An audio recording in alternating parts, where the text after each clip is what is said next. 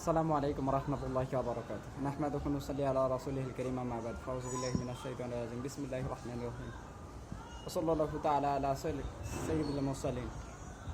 আল্লাহ তাআলার দরবারে অসংখ্য অগণিত বাণী হলো যে আল্লাহ সুবহানাহু ওয়া তাআলা আমাদেরকে মুসলিম ধর্মে জন্মগ্রহণ করছেন এবং সবচাইতে গুরুত্বপূর্ণ যে বিষয় এটা হচ্ছে আমরা ইসকনকে কেন নিষিদ্ধ করতে চাই বা ইসকনকে নিষিদ্ধ করার বা দাবি আমরা কেন তুলতেছি, এটার যৌক্তিক কিছু কারণ আছে। যৌক্তিক কারণগুলো আমি তুলে ধরতেছি, আপনারা ভিডিওগুলো দেখেন, ভিডিওটা শেষ পর্যন্ত দেখবেন এবং আপনার মতামত কমেন্ট বক্সে জানাবেন।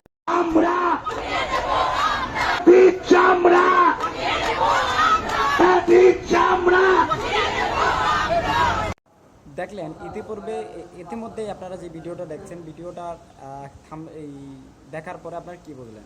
ইসকন আসলেই জঙ্গি সংগঠন। ইসকনের কার্যক্রম আসলেই নিষিদ্ধ করা দরকার। এরা সারা পৃথিবী জুড়ে এরা একটা নাস্তিকতা ছড়াচ্ছে, এই মানুষদেরকে এরকম বিঘ্নিত করছে এবং মানুষদেরকে। এবং গতকালকে বাইতুল মোকাররমের খতিব আল্লামা আব্দুল মালিক হাফিজাহুল্লাহ উনি খুব সুন্দরভাবে কথা বলছেন ইসকনকে কেন নিষিদ্ধ করতে হবে।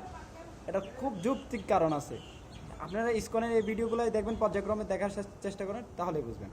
तो मैं कह रहा हूं, दो पे कम से कम 10 मुसलमान लड़की लाओ और उसको हिंदू। कितने नौजवान तैयार है, जरा हाथ उठाओ।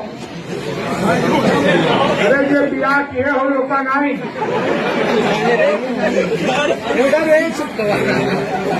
दो पे 10 से कम मंजूर नहीं है।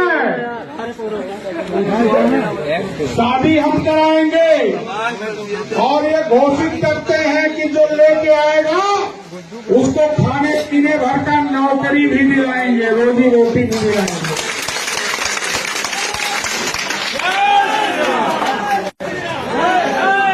অনেকগুলো ভিডিও দেখা হলো, আপনারা দেখেন যে ইসকন আসলে কত বড় জঙ্গি সংগঠন। ইসকনের কার্যক্রমগুলো আসলে নিষিদ্ধ করা দরকার কেন, এটা বিস্তারিত ঘটনা আপনারা দেখলেই বুঝবেন। আপনার ভিডিওগুলো আরো সামনে ভিডিওগুলো দেখেন। ইসকন এবং পাশের দেশের গেরুয়া সন্ত্রাসীদের পরিকল্পনা ছিল দেশে দাঙ্গা বেঁধিয়ে দেওয়া, কিন্তু আমাদের মুসলিম জনগোষ্ঠী তাদের ফাঁদে পা দেননি।